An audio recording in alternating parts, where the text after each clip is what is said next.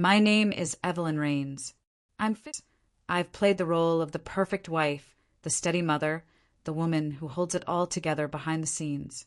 I come from a long line of quiet women, nurses, teachers, caretakers, the kind who serve without ever being seen. My husband, Richard, is the star, the charismatic businessman, the charming speaker, the man everyone applauds. And my daughter, Clara? She shines too, valedictorian, social butterfly, the golden girl he adores. Me, I've always been the shadow at the edge of the frame, the one who stays silent while everyone else writes the story. But I've learned something about shadows. They see everything, especially the things no one is supposed to. And the night he stood up at our daughter's graduation to humiliate me, I was already holding the match to burn his world down. The ballroom was overlit, too cold for May, smelling faintly of catered salmon and polished silver. Clara's classmates clinked champagne flutes and air-kissed over linen napkins. I stood beside Richard, smiling for the fourth photo in 5 minutes. His palm rested on the small of my back, firm but performative. He knew exactly how long to hold a smile, how wide. The man had built his career on knowing how to perform integrity. Clara was radiant, 22, in a pale blue dress, curls pinned back, her laugh echoing like music. This was her night. At least it was supposed to be. The room dimmed slightly.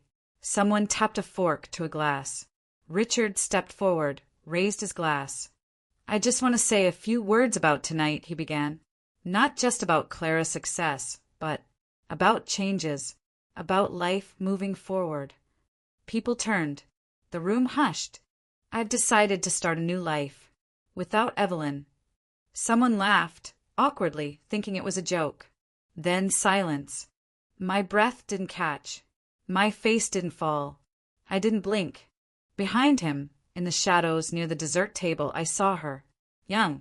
Red lips. A calculated smirk. I reached into my clutch. Pulled out a black envelope. Smooth. Heavy.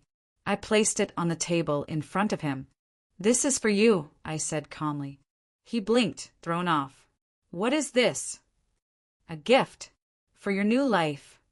Clara's eyes widened. Mom. I leaned in, kissed her cheek. You look beautiful tonight. Remember that. Always. Then I walked out. Not rushed. Not broken. Just gone. I stepped into the night. The humidity kissed my skin. My heels echoed against the marble steps of the venue. I didn't look back. Behind me, gasps. A crash of glass. Then, Evelyn. Wait. Richard's voice, louder now, stumbling after me. Not for love. For control. I kept walking. At my car, I opened my phone. One text. Sent to a number saved under Miranda B. It's done. Initiate phase 1. He thought he humiliated me, but I just pulled the first thread in his carefully woven lie. The morning after the graduation, my phone didn't stop vibrating. Missed calls. 24 texts. One from Clara. What did you give him? Why won't he tell me? Another from Richard. You made a mistake. Take it back. We can make this quiet. Quiet. That was always his preference. I just flipped the narrative. I sat on the patio with black coffee and a locked iPad. Sunlight broke through the magnolia branches, casting long, fractured shadows across the table. My fingers tapped the screen. One long press. Password. Clementine, 2020. The name of a dog we never had, only I remembered the joke. Inside the iPad, his email synced and lazy. He never thought I'd look. He thought silence meant submission. It didn't. It meant strategy. There it was. Subject. Northmark. Fund shift to confidential. Attachment. PDF. Open. $84,250.03 transferred from our joint investment account to a shell corporation listed in Delaware. That corporation was under an LLC, Northmark Holdings. I clicked through to the ledger report Theo had sent me last week. He'd matched 6 transfers, totaling $427,000, hidden under consulting retainer. Richard wasn't just planning to leave. He was moving money to make sure I couldn't follow. The front gate creaked. I closed the iPad, slid it beneath the seat cushion, and stood. Dana Hayes, mid-40s, blazer sharp, eyes sharper, stepped through. Her heels clicked across the flagstone. "Still think this is just a midlife crisis?" I asked. "Midlife crises don't come with offshore accounts," she replied. She sat, pulled out a brown envelope. "This is the postnup you signed in 2005. Remember? Right after he got promoted." I nodded. "Page 14. Clause B." She opened the document. "In the event of financial concealment or evidence of extramarital deception, the full distribution of assets, real and liquid, shall favor the party uninvolved in said concealment." My hand tensed. "This clause is enforceable?" I asked. "It's enforceable and lethal, but you'll need proof, more than just ledgers." I already had it. Cut scene. 2 weeks ago, I stood outside a private office complex on King Street. Theo waited in his car, black SUV, tinted windows. He handed me a drive. Phone records, business meeting locations. He's seen twice with someone named Serrano, Luis Serrano. And that matters because Luis is a ghost. 3 shells, 5 aliases, known link to real estate fraud. He's laundering money. Tauscha den. Richard isn't just cheating on you. He's preparing to disappear. Back to present. I opened the drawer beneath the grill outside, removed the USB Theo gave me, held it to the light like it was radioactive. Then came the first real twist. "Clara." She slammed the back gate open, tears in her eyes. Dress from last night, still wrinkled, eyeliner smeared. "Why did you leave like that? What was in the envelope?" I stayed silent. "He says you're paranoid, that you've been digging into his business, that you're sick, Mom."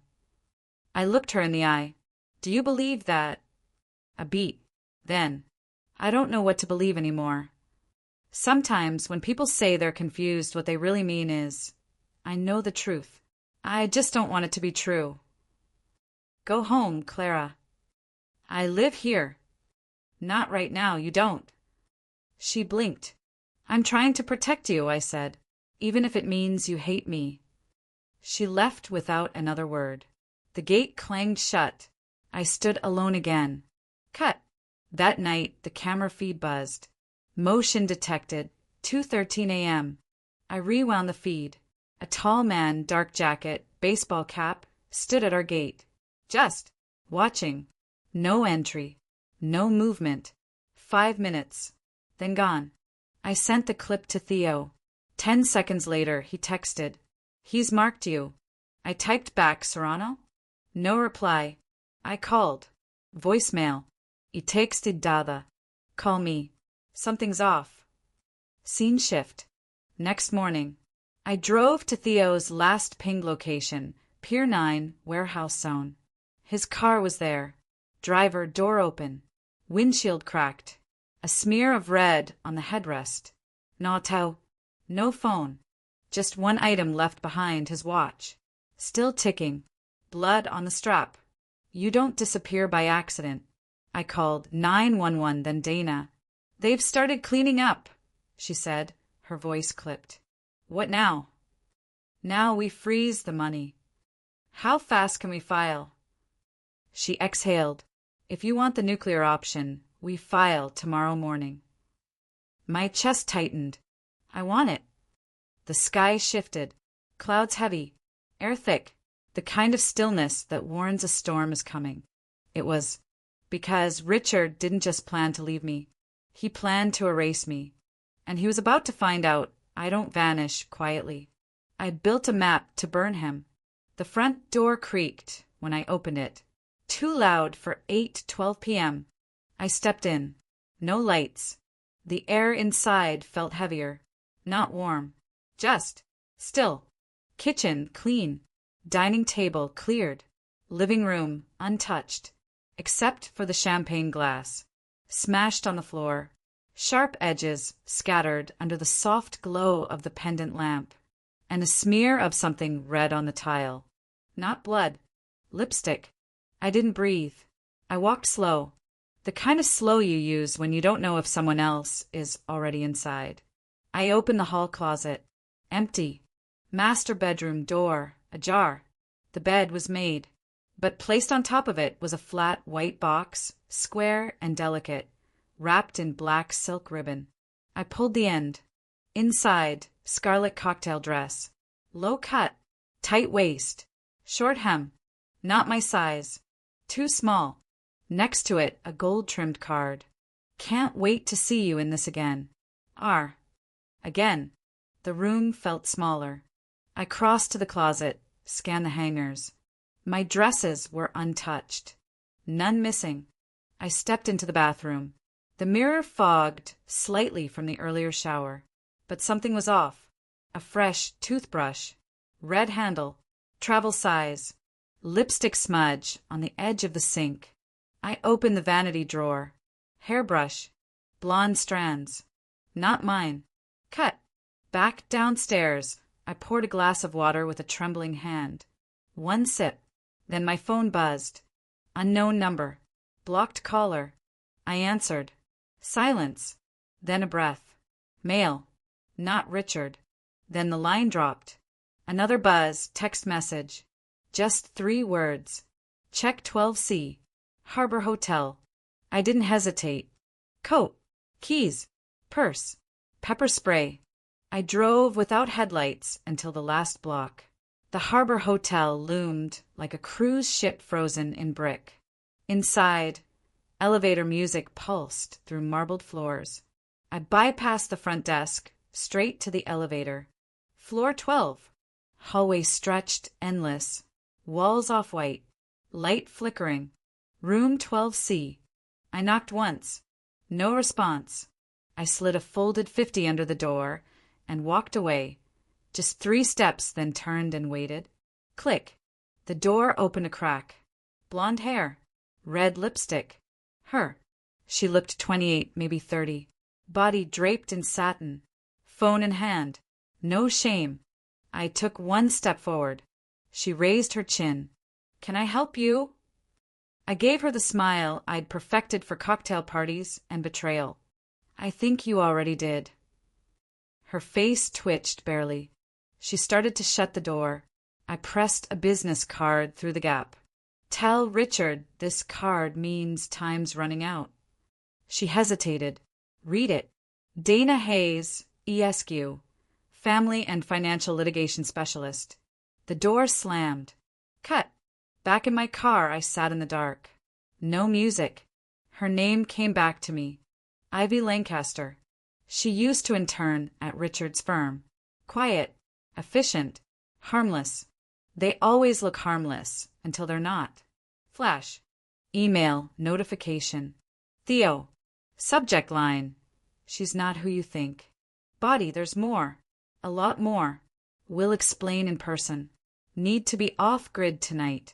Don't respond. Just wait. Cut. At home, I open the safe. Keypad, 1989. Year we met. Inside, documents. The prenup. Bank statements. Travel receipts. Theo's USB. Also, 1 sealed envelope. Labeled Plan C. I hadn't opened that yet. I would. But not tonight. Another buzz. This time Clara. Voicemail. Her voice cracked. Mom, he said you've been following him. He says you're unstable. That you've been. Planning things. I don't know what to believe anymore. Why didn't you tell me? I closed my eyes. Guilt isn't the same as regret. And protection always looks like betrayal to the unprepared. Downstairs, I turned off every light. Sat in the kitchen. Sipped wine. Watched the window. Then I whispered to the dark, because sometimes darkness listens better than people. He's rewriting the story. Time to publish my own version. And this one ends him. 3 days passed. Theo hadn't called back. His SUV was gone from the pier. No reports filed. No press. No official investigation. People vanish in this country every day, especially the ones who knew too much. The house was too quiet now. Even silence has a sound, like something breathing behind the walls. Every time I turned a light on, I looked behind me. Every creak, every buzz felt like a threat. Then, at 2:47 a.m., a burner phone slid through the mail slot. No note, just the phone. I stared at it for 30 full seconds, then picked it up, stepped back, locked the door, and pulled every curtain shut. I powered it on. No pin, no lock. One video file. Play. Static for 3 seconds. Then, Theo, his face swollen, blood dried under his nose, eyes hollow. Evelyn, listen to me. It's not just Richard. You were right. Serrano isn't real. He's a mask. They're laundering more than money.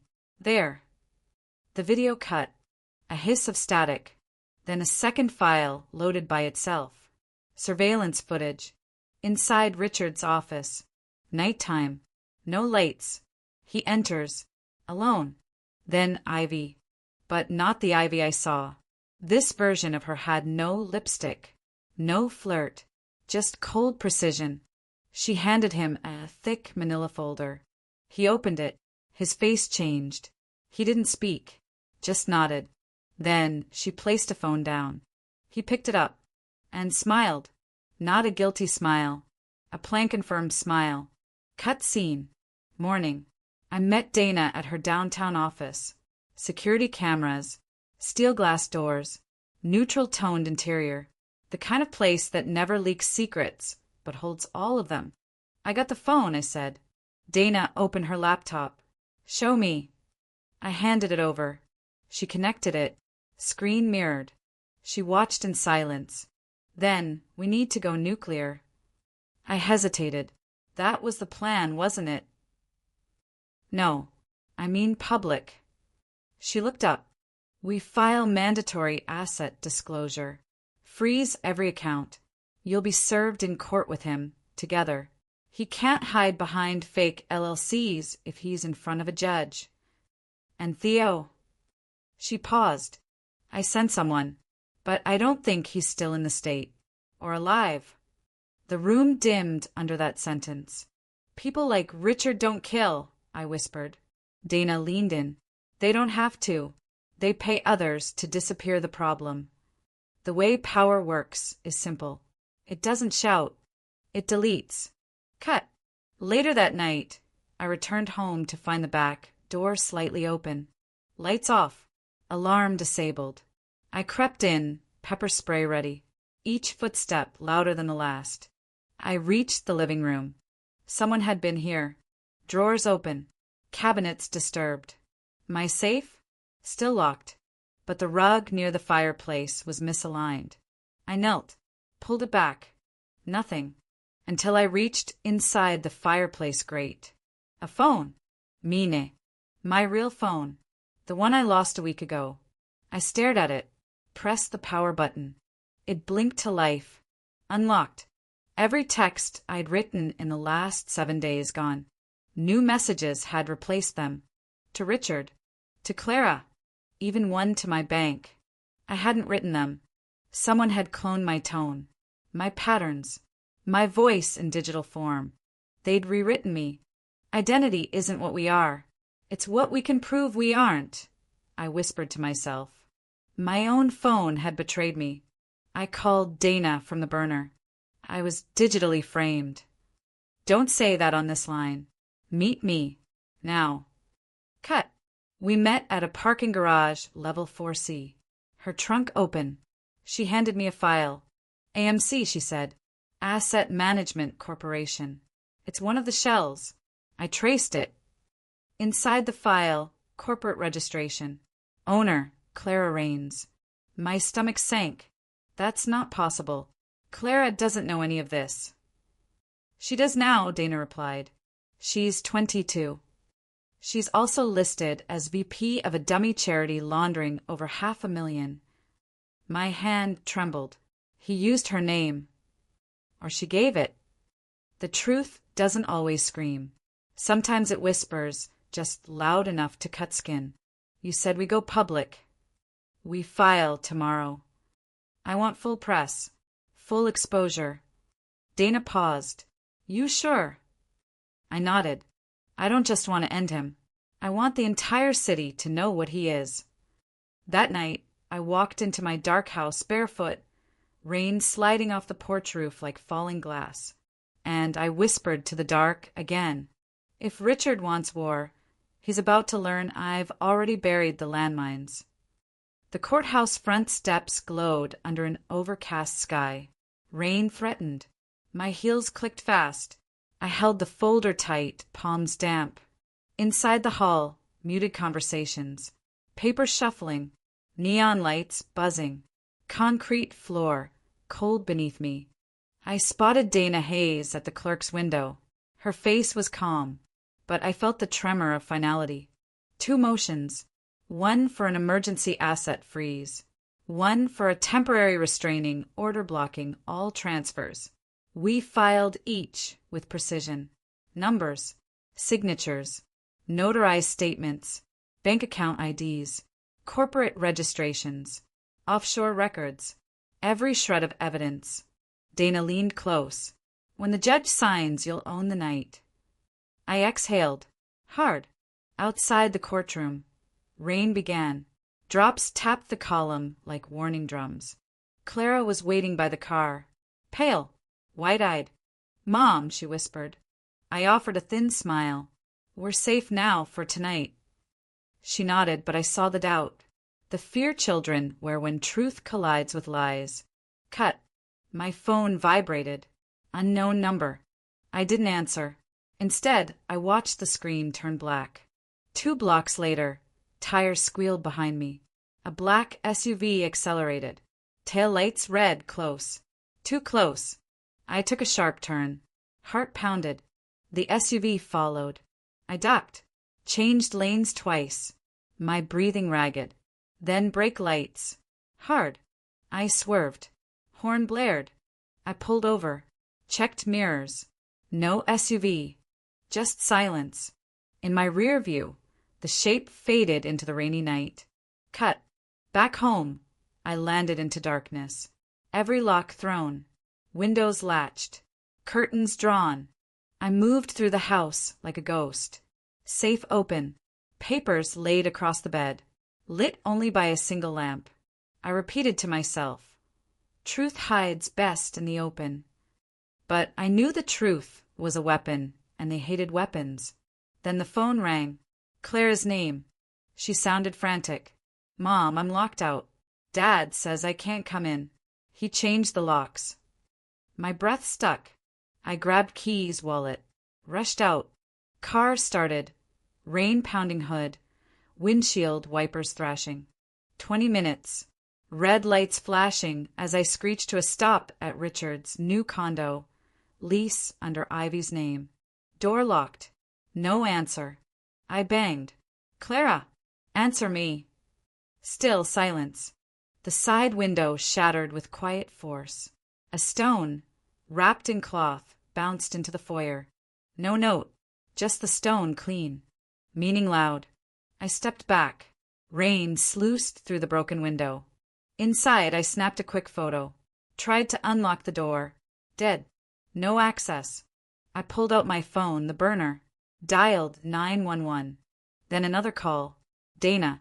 Get out now, she rasped. Wait. Click. Line dead. Lights inside the condo flickered. Then off. Sirens in the distance. Faint. I turned on hazard lights, held on. Thought about Theo. About the phone. About the ledger. Everything pointed to a collapsing empire. But empires don't fall quietly. They explode. Cut. At home. Safe open again. I retrieved a sealed envelope labeled Plan C. I widened it on the kitchen island. Inside, a USB. A cheap, generic keychain drive. Attached, a printed sheet. One word, typed bold. Confession. Under it, names. Dates. Transactions, offshore accounts, a clear ledger of fraud, with signatures, bank routing, real names, and one line in red, Richard F. Rains, approve payment. My lips curved bitter. Dana had called it the nuclear option. This was it. I closed the envelope, grabbed my coat. Downstairs, rain fell harder. The house groaned under wind. I stepped outside. Headlights cut through mist. I glanced at the street. Empty. But I felt watched. Every shadow exaggerated. Every gust whispered hidden threats. I muttered under breath. If he wants war, he's about to learn I've already buried the landmines. And reached for the phone again to call my contact in the media, just as the first flash from a camera burst behind me. Bright, blinding. Footsteps. Running. A single voice cutting through rain. Drop the drive. Now. The flash burned white across my vision. For one breath, I didn't move. Drop the drive, the man repeated. Low voice. Controlled. A threat wrapped in composure. Rain hammered the pavement. My heart kicked hard against my ribs. I don't think so, I said. He stepped closer. Boots splashing. Jacket soaked. His right hand stayed inside his pocket, a shape pressed against the fabric. Sharp. Small. Cold. A weapon. I'm not here to kill you, he said. Just take what you stole. I didn't steal anything, I answered. I uncovered it. Same thing. Cut. A car door slammed down the street. Another voice. Female. Sharp. Step away from her. I turned. Dana. Gun drawn. No hesitation. Rain streaked down her jawline like war paint. The man froze. For a second. Then he bolted. Dana fired one warning shot into the air, shattering the quiet. Tires screeched. The man dove into a black sedan, speeding away, exhaust ripping through the storm. I exhaled. My legs barely held me. You okay? Dana asked. No, I whispered. But I know where he's going. Cut. 1 hour later. Midnight. The abandoned warehouse near the Charleston riverfront loomed like a rusted skeleton. Its windows shattered. Its corrugated metal roof shuddered in the wind. Clara's phone pinged again on the GPS inside this place. The same place Theo's last signal had died. I swallowed hard and pushed the door open. Dark. Musty. Cold. Then I heard a whimper. Mom. Clara. Tied to a chair near the back. Rope tight around her wrists. My body moved before thought. I ran to her. Untied the knots with shaking fingers. Are you hurt? No, she sobbed. Dad said, he said you were dangerous. He said you'd ruin everything. I'm here now, I whispered. He lied. Before she could answer, footsteps echoed from the shadows. Heavy. Familiar. Richard. He emerged under a dangling light bulb, face drawn, hair soaked. His smile was wrong, strained, cracked at the edges. You shouldn't have come here, he said. You ruined everything. No, I replied. You did that yourself. He stepped closer, hands out like I was an animal he needed to calm. You didn't have to drag Clara into this. You didn't have to dig. I dug because there was something to find. Lightning flashed, revealing movement behind him. Luis Serrano, not as slick as in the surveillance videos. This version had blood on his shirt and fury in his eyes. She knows too much, Serrano said. You told me she wouldn't fight. Richard stiffened. I said I'd handle it. And you didn't. Before another word, Serrano grabbed Richard by the collar and shoved him against a support beam. The metal chorused from the impact. Clara screamed. I pulled her behind me. This wasn't betrayal. This was hierarchy. Serrano stepped forward. The ledger. The USB. Where? I held the drive up, between two fingers, dangling. Right here. He reached. I clicked a button on the side of my phone. A tiny red light blinked. Live stream active. Serrano froze. What did you do? He hissed. I shared everything, I said softly. This entire warehouse is on camera. Broadcast to every journalist I've sent evidence to over the last 48 hours. You're already exposed. Serrano grabbed Richard, dragging him backward. Turn it off. I stood still. I'm done turning things off, I answered. Then the warehouse doors burst open. Police lights flooded the darkness. Officers stormed in, guns raised, shouts overlapping. Serrano dropped Richard and ran. He didn't get far. 3 officers tackled him hard. Cuffs snapped shut. Richard fell to his knees, hands trembling. He looked at me, really looked, like a man seeing the wreckage of his own, making for the first time. I didn't want this, he whispered. You wanted an empire, I said, and you built it on lies. I loved you. That was the easiest lie you ever told. Clara clung to me, her tears warm on my shoulder. I held her tight. Sometimes survival isn't loud. It's the quiet decision not to break. Cut. 2 weeks later, the courtroom felt smaller than I remembered. Less fear, more clarity. Richard stood beside his attorney, his suit wrinkled, his hair unkempt. The shine that once defined him was gone. Charges listed: money laundering, fraud, coercion, kidnapping, tampering with evidence, attempted harm. He didn't look at me again. The judge reviewed the prenup, the evidence, the confession files, the live stream, the police reports. Then her verdict. Full asset transfer to me, home ownership, investment accounts, retirement funds, car titles, property rights, everything the law allowed. Justice doesn't always roar. Sometimes it signs a document and slides it across a desk. After the hearing, outside the courthouse, the wind was soft, sun-warm. Clara held my hand like she used to when she was small. What now? She asked. I exhaled. Now we rebuild. She nodded.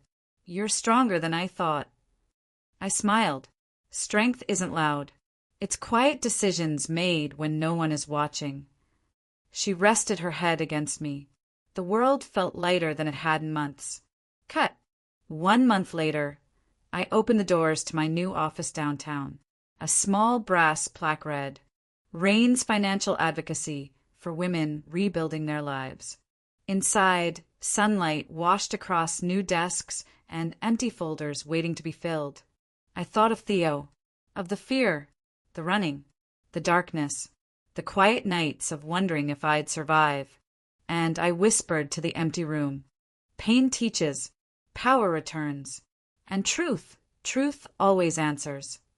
In the end, Richard tried to erase me, but all he really did was free me.